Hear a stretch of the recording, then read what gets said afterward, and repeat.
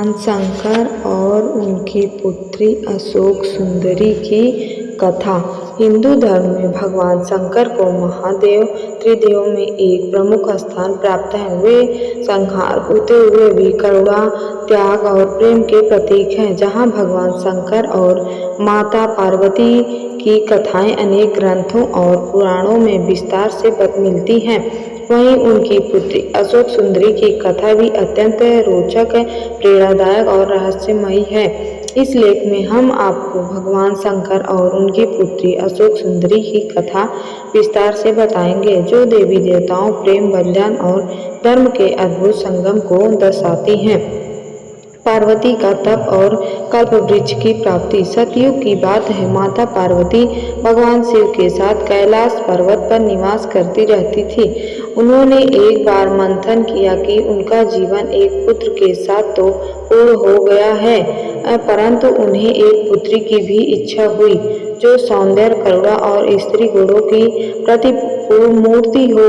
एक दिन माता पार्वती भगवान शिव के साथ नंदनवन गए, जो स्वर्गलोक का एक अनुपम स्थल है। वहाँ एक अद्भुत कल्प वृक्ष था, जिसकी छाया अत्यंत शांतिदायक थी। इस वृक्ष की छाया में बैठने पर सभी दुख दूर हो जाते हैं। माता पार्वती ने उस वृक्ष की छाया में विश्राम किया और सोचा, यदि मेरा एक सुंदर पुत्री होती तो मैं इस सुख का उससे भी बंटवारा करती। अशोक सुंदरी का जन्म। माता पार्वती के मन में यह विचार आते ही कल्प वृक्ष के प्रभाव से एक दिव्य कन्या उत्पन्न हुई। वह कन्या अत्यंत सुंदर थी, जिसकी आंखें कमल के समान थी, त्वचा चंद्रमा सी उज्ज्वल और रूप देवी लक्ष्मी से भी अधिक आकर्षक थी। माता पार्वती ने उसे देखकर कहा, तुम मेरे मन की इच्छा हो, मेरे दुख सुख की संगिनी बनोगी। मैं तुम्हारा नाम रखती हूँ अशोक सुंदरी। सुंदरी क्योंकि उसका रूप अनुपम था। इस प्रकार अशोक सुंदरी का जन्म। जब अशोक सुंदरी थोड़ी बड़ी हुई तो एक दिन माता पार्वती ने उसे बताया कि उसका विवाह एक महान राजा नहुष से होगा, जो आगे चलकर स्वर्ग का राजा बनेगा। यह बात जानकर अशोक सुंदरी अत्यंत प्रसन्न हुई और उसके नहुष को अपने मन में स्वीकार कर लिया। नहुष ब्रह्मा जी के वंशज और चंद्र वंश के महान राजा थे। उनके जन्म से ही ऋषियों ने भविष्यवाणी की थी कि वे एक दिन इंद्र के स्थान पर स्वर्ग के अधिपति बनेंगे। अशोक सुंदरी एक बार अपनी सखियों के साथ हिडोल वन में विहार कर रही थी। वहां पर हुंड नामक एक असुर ने उन्हें देख लिया और उनसे विवाह का प्रस्ताव रखा। अशोक सुंदरी ने गुस्से से उसका प्रस्ताव ठुकरा दिया। कहा, मैं पहले ही राजा नहुष को अपना पति स्वीकार कर चुकी हूँ। तुम असुर हो और तुम्हारा अंत निश्चित है। यह सुनकर हुंड को बहुत क्रोध आया। उसने नहुष को मारने की योजना बनाई और अशोक सुंदरी को डराने की कोशिश की। नहुष का अपहरण। कुछ समय पश्चात नहुष जब वन में तपस्या कर रहे थे, तब हुंड ने धोखे से उनका अपहरण कर लिया। उसने उन्हें एक गुफा में बंदी बना दिया और चारों ओर यह झूठ फैला दिया कि नहुष की मृत्यु हो गई। यह सुनकर अशोक सुंदरी बहुत दुखी हुई, परंतु उन्होंने हार नहीं मानी। उन्हें संकल्प लिया कि जब तक नहुष पुनः लौटते वे तप करेंगी और भगवान शिव से मार्गदर्शन प्राप्त। अशोक सुंदरी ने भगवान शिव और माता पार्वती की उपासना की। उनकी तपस्या से प्रसन्न होकर माता पार्वती ने उन्हें दिव्य शक्ति प्रदान दी। उनके आशीर्वाद दिया, तुम नारी शक्ति की प्रतीक हो। अब कोई भी तुम्हें छू नहीं सकेगा। तुम्हारे पति नहुष जीवित हैं और शीघ्र ही तुम्हें प्राप्त होंगे। इसके बाद अशोक सुंदरी ने हुंड की नगरी पर आक्रमण करने की योजना बनाई। उन्होंने देवताओं और साधु संतों से सहायता मांगी। उधर नहुष ने भी गुफा से निकलने का प्रयास जारी रखा। एक दिन देवगणों की सहायता से वह हुंड की बदगिरी से मुक्त हो गए। उसी समय अशोक सुंदरी अपनी सेना सहित हुंड के किले पर पहुंची। हुंड और अशोक सुंदरी के बीच भीषण युद्ध हुआ। अशोक सुंदरी ने देवी शक्ति का रूप लेकर असुरों का विनाश किया। अंततः उन्हें हुंड का वध किया। इस वीरता और शक्ति को देखकर देवगण और ऋषिगण भी स्तंभ रह गए। अशोक सुंदरी केवल सौंदर्य की प्रतीक नहीं थी, वे एक योद्धा देवी भी थी।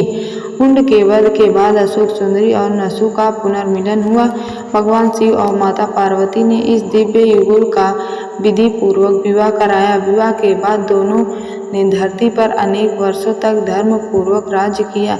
नसु ने बाद में तप करके स्वर्ग की अधिपति पद को प्राप्त किया। स्वर्ग के राजा बनने पर नसु और अशोक सुंदरी ने इंद्राणी और अन्य देवताओं के साथ समरसता से शासन किया। नसु जब स्वर्ग के राजा बने तो उन्होंने अहंकार हो गया। उन्होंने ऋषियों को अपनी सवारी के लिए मजबूर करना शुरू कर दिया। एक बार उन्होंने ऋषि अगस्त्य को भी बुलाया और उन्हें अपमानित किया। इससे क्रोधित होकर अगस्त्य ऋषि ने उन्हें सर्प योनि में जन्म लेने का श्राप दिया। नसु को यह श्राप मिलते ही वे धरती पर गिर पड़े। अशोक सुंदरी ने इस घटना पर भी धैर्य नहीं खोया। उन्होंने पुनः तपस्या की और भगवान शिव से प्रार्थना की। तब भगवान शिव ने आशीर्वाद दिया। आशीर्वाद से नसु को श्राप से मुक्ति मिली। अशोक सुंदरी की संतान और अशोक सुंदरी और नसु ने कई पुत्र हुए। उनके वंश में ही यताति पुरु और अंततः पांडवों का वंश चला। इस प्रकार अशोक सुंदरी केवल एक देवी नहीं थी, वे भारतवर्ष की महान रानियों में भी गिनी जाती थी। उनके वंश से महाभारत का आरंभ हुआ। हालांकि अशोक सुंदरी की कथा कम प्रचलित रही, परंतु दक्षिण भारत के कुछ हिस्सों में उनकी विशेष पूजा होती है, विशेषकर तमिलनाडु और केरल में। कुछ पुराणों में, विशेषकर स्कंद पुराण, पद्म पुराण और शिव महापुराण में उनके बारे में उल्लेख मिलता है। उनकी पूजा स्त्रियों द्वारा सौभाग्य, शांति और पुत्र प्राप्ति के लिए की जाती है। अशोक सुंदरी केवल एक पौराणिक पात्र नहीं है, बल्कि धैर्य, नारी शक्ति, सच्चे प्रेम, त्याग, धर्म के पालन का आदर्श रूप है।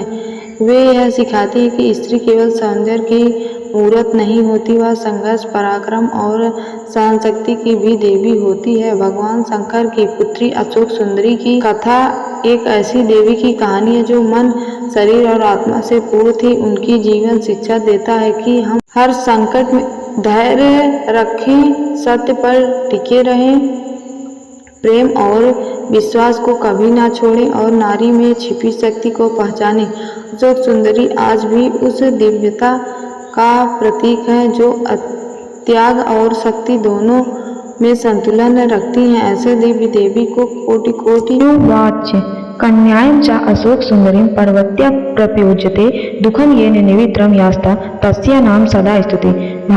भगवान शिव कहते हैं कि यह कन्या अशोक सुंदरी माता पार्वती द्वारा उत्पन्न की गई है ताकि उनके हृदय से शोक दूर हो सके, इसलिए इनका नाम। धन्यवाद मित्रों, हमारे चैनल को लाइक और सब्सक्राइब करें। कमेंट में ओम नमः शिवाय लिखें। धन्यवाद।